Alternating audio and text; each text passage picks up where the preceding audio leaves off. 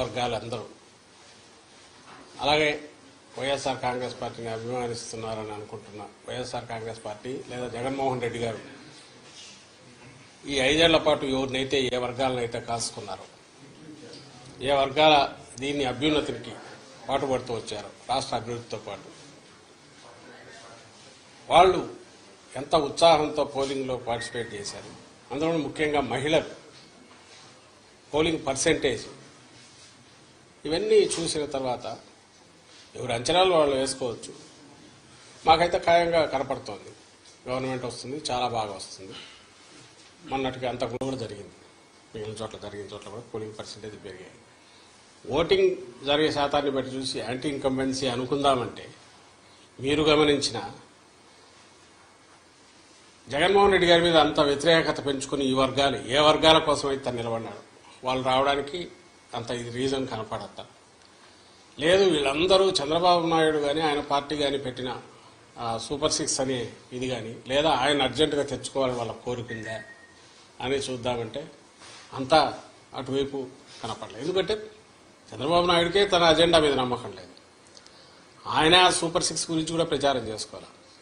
ఆయన ఎంతసేపు ఉన్నా జగన్మోహన్ రెడ్డి గారి మీద వ్యక్తిగతంగా దాడులు లేదా వివేకానంద రెడ్డి హత్యను ఇంకా గొడ్డలు అనడము, ఇంకోటి కుటుంబం దీన్ని వాళ్ళకి సంబంధించిన కుటుంబ సమస్యల తీసుకొచ్చి పెట్టడము, లేదు లాస్ట్లో ల్యాండ్ టైటిలింగ్ యాక్ట్ అని ఇంకోటి తీసుకొచ్చి ఒక అర్థం లేని ఇది దేన్నైతే వాళ్ళు ఆ రోజు సపోర్ట్ చేశారు, దేన్నైతే ఈరోజు ఐ థింక్ నీతి ఆయోగ్ వాళ్ళ దాంట్లో కూడా ఉంది, దాన్ని ఒక ఇష్యూ కింద చేసి ఆయన ఇచ్చిన హామీలే గట్టిగా చెప్పుకోలేని వచ్చాడు.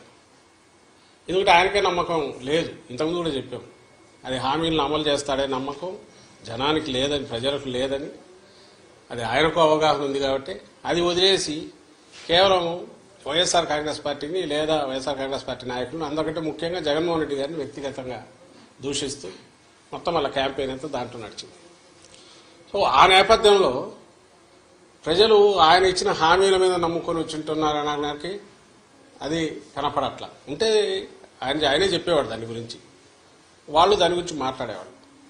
వేరే మా నాయకుడు ఆయన మొత్తం ఒకే థీమ్ మీద మీరు గమనిస్తే ఈ 5 ఏళ్ల పాటు తాను రాష్ట్ర అభివృద్ధికి సంక్షేమం ద్వారా లేదా మొత్తం డీసెంట్రలైజేషన్ ఆఫ్ పరిపాలన సుపరిపాలన అందించడం ద్వారా తాను ఏం చేశాడో ఇవే చెప్పాడు.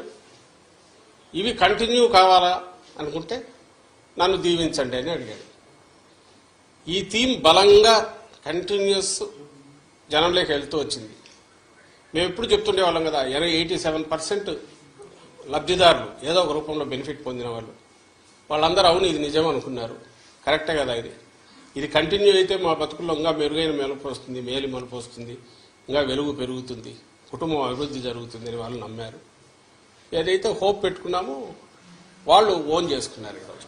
అది కనపడుతుంది. అంటే మా దాంట్లో ఇది క్రిస్టల్ క్లియర్గా ఒక వ్యాలిడ్ రీజన్ కనపడుతుంది. నాకు టీడీపీ వైపు నుంచి ఒక్క రీజన్ చెప్పండి, మేము మీడియానే అడుగుతున్నా, ఇదిగో ఈ రీజన్ వల్ల వీళ్ళకి వచ్చి ఉండొచ్చు కదా అని అనుకోవడానికి ఒక్కటి చెప్పండి. అప్పుడు ఇదే వస్తుంది. అయినా సరే వాళ్ళు బింకంగా ఏదన్నా అనుకుంటే ఆయన చంద్రబాబు నాయుడు గారిని చూస్తే మీకే తెలుస్తుంది. ఆయన ఈ మధ్య మామూలుగా అయితే ఆయన బయటికి రాగానే ఎన్నికలు రాగానే 2000 చూపించి విక్టరీ సింబల్ ఏదో చూపించాల్సిన ఆయన అది చేయట్లా. ఆయనకు ఎవరు డౌట్ వాళ్ళకు తెలుస్తోంది.